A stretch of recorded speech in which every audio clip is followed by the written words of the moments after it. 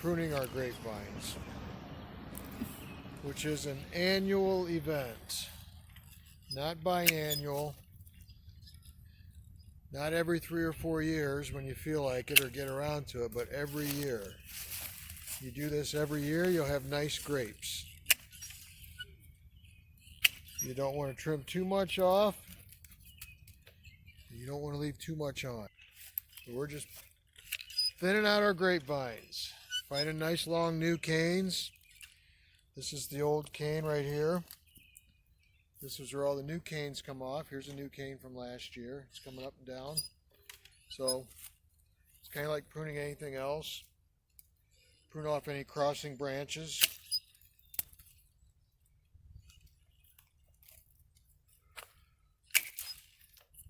These right here, these are your buds. Everywhere one of these are, that's where you're going to have grapes this year. All your new growth's going to come out there. You won't see flowers on a grapevine like you do on fruit trees. First, the vines will grow out. And then without you barely even noticing, one day, you're going to walk by your grapevines, you're going to smell this awesome scent. You're going to say, what is that? Your grapevines will be in pollination. They will be blooming, flowering. You'll have little tiny balls, very tiny flowers on them, but they're very fragrant. And they'll attract bees and other insects. So wherever these buds are, that's where that's going to happen. Now I've done this over the years, and I've made a lot of mistakes. I've cut them way back, way back. And then you don't get a whole lot of grapes because the vine is putting all its energy into new vine production. So there's a happy medium. If you come down here, this is about what you want. Leave some branches. I used to cut them way back here. They'll tell you, cut them back so you got 2 to 4 buds. Cut them way back like that, all the way down. Well, I found you don't get very many grapes when you do that. Plus, like I said, it's hard on the vine. It's going to spend a lot of energy pushing out new vines. So let them come out a little bit. I've watched a lot of orchards. I've watched other people's vines. When you leave a little bit more on there, you're going to do better with grapes and production. So you can see down through here, I didn't chop them off. I just left enough here. Every one of these is going to have vines coming off, and they're going to have grapes coming off of them this year. Off of every vine that comes off of a bud, you're going to have 3 or 4 clusters of grapes. So you're going to have a lot of grapes. If you don't take enough off, you're going to have little grapes. Low quality grapes. It's like anything else. You want to thin them out so you get good quality grapes. Better to have a fewer bunches of grapes that are nice and big and plump and sweet and juicy than to have a bunch of little tiny marbles, or peas. It's a lot better to have nicer quality grapes in the long run. If you're pressing grapes, if you're making wine like I do, then you want nice quality grapes. This is something, just come out. Don't have to do it all in a day.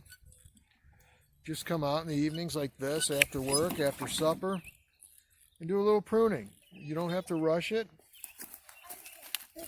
You don't, doesn't have to be done all at once, just get a little bit done. But you want to do grapes right now, first week of March. Usually I have them done the last week of February. Some people say, oh, it's too cold. Grapes, when it warms up, they got all their sap stored down in their roots. They're going to push that all up into these.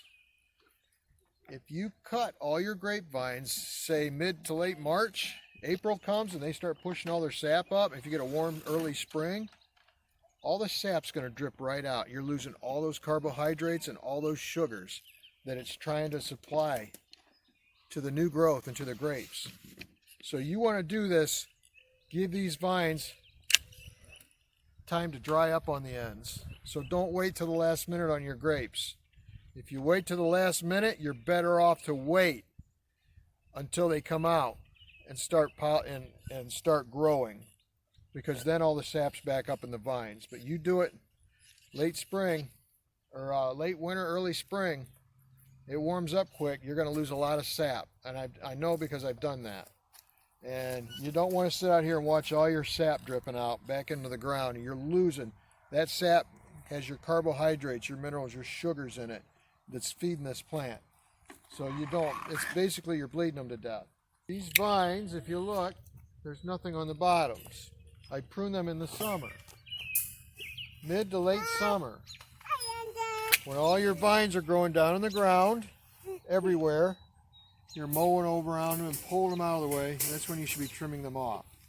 You trim them off underneath. You keep that open. You get air underneath, you get more sunlight, more production. Your production's up here is where your grapes are.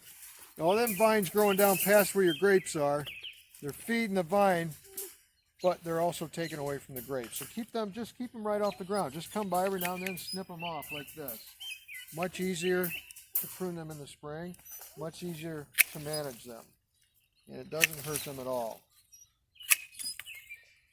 So then you only have this top work to do. It's getting kind of dark out, but I'm not in a hurry. Like I said, you take your time, because if you cut something, you can't put it back.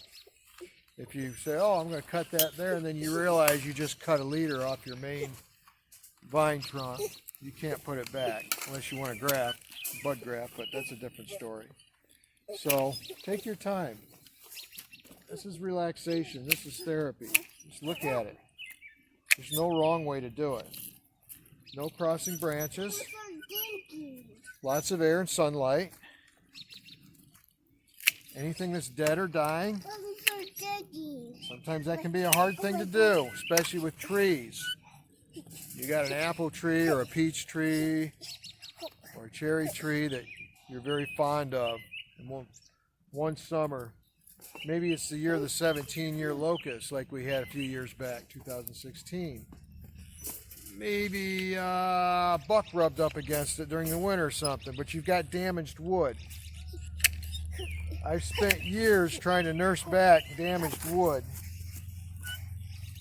and ended up cutting it off anyways, or losing the tree, when I could have just taken the losses at the beginning and been a lot farther ahead. If you got damaged or dying wood on anything, cut it off. Get rid of it. Let the plant, the vine, the tree, whatever it is, will produce new wood that year. It'll be farther ahead than trying to nurse back damaged or dying wood. So like this, we got a branch that's kind of kinked and crossing over. Where does it go? That's a decent one, but this is your main branch right here, your main vine. So we don't need this wrapping all the way around here and twisting around other vines it can produce. So you take that one out. Wow. Wow. So neat. So neat, isn't it? Yeah. Hi. Work one side of the vines, then go walk over, work the other side. You got something underneath everything? That's going to get shade. All it's going to do is leach nourishment from the rest of the vine. So anything that's underneath the rest that's going to be underneath the canopy, get rid of it. Like this one's bending down. But it's going to be exposed to the outside here. See, this is a dead vine here. This is from last year. This died last winter. We didn't know that though. It had buds. It just died. It didn't come out. And you'll see here where another vine came out up here out of one of the buds. So we cut the dead stuff off. Get it out of the way. Make room for the new stuff. So like this right here, we're going to leave that there. This one here we don't need. That's up way too far. And if you'll notice, I'm not a professional. There's professional orchardists out there. They can see this a mile away and know where to cut it. But like I said, I'm in no hurry. I kind of look at it. Where's this one coming from? See? Now here's another one. You got the vine going down. You got it coming up. I'd rather have the one coming up that's going to get more sunlight. So we're going to take the bottom one out. Another thing, if you want this bud to produce right here, don't cut it right here. This is going to dry up and die off right there. Cut them halfway between the buds from here to here. That gives it a place to heal, dry up, and then later on when you're doing summer pruning, or next year when you come through, you'll cut that little dead piece off that dried up there. There's some dead wood right there. See this hanging down? It's a little green yet, but that's going to die this year. So just get it out. Here's another nice one. These tendrils. These are what the grapevines wrap around branches from trees, other vines. That's how they support themselves. That's how they climb. You don't want to leave those tendrils on these young branches because as these branches grow, some of these tendrils, if I can find one here, they get pretty thick. Let's see how thick that is. That wraps around one of these, and this year when it grows, it's going to expand out there and it's going to girdle it. It's going to kill that part of the vine. So when you're going through, take a little extra time and clean those dried tendrils off your good vines that you're keeping. Yes, sweet pea. Here's one that was cut off last year. This was a vine. It cut off, but it kept growing this way. So now, this year, you take that dead stuff off. So, here's another one underneath. Get rid of it. This other one, I don't know if I want to get rid of it yet or not. I haven't cleared the rest of the stuff out. I might let this one, I'll probably let that one hang out right about there. There's dead stuff. It's addictive. Once you get started, it's hard to stop, even though it's getting dark out. But listen to the robins singing in the background. It's nice to come out this time of year and prune. In the evenings, you hear the robins and the blackbirds are coming back. Red-winged blackbirds are back. It's time for pruning.